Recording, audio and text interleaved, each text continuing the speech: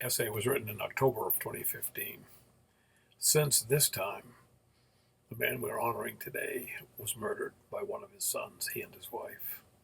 But I will never forget this honorable day.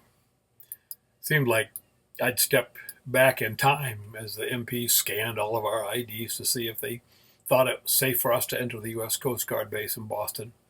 I recall going through similar drills often in my brief time of service all those years ago. We parked our cars.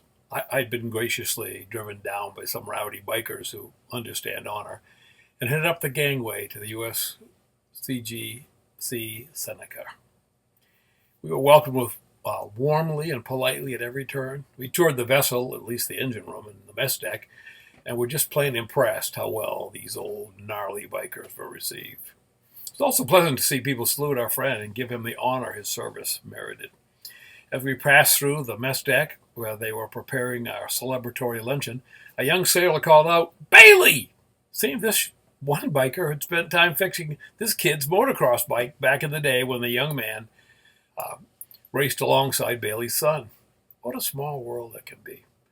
Relatives and friends and crew members, past and present, all gathered on deck to honor this great officer. It was my privilege to give the invocation and ask God to show up and honor the honorable, and I believe he did and will continue to do so. As part of the ceremony, Tony wanted to read the names of ones who had given up their lives in service during his time of service. It was a moving time, and the honor was thick. A retired Master Chief Petty Officer with whom Tony had served long ago spoke and told us in a rather humorous manner just how much this man had done in his service to his country. The accomplishments were impressive.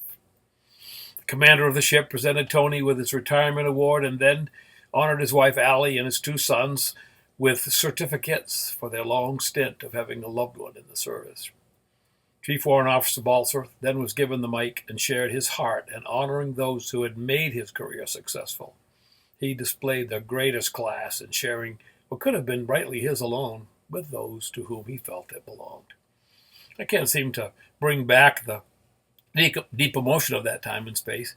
I can't seem to get on paper the palpable sense of presence of one greater than us all, who had heard the prayer inviting him there to honor my friend.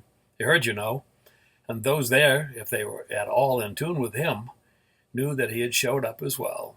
Showed up to say, "Well done, my son. Well done."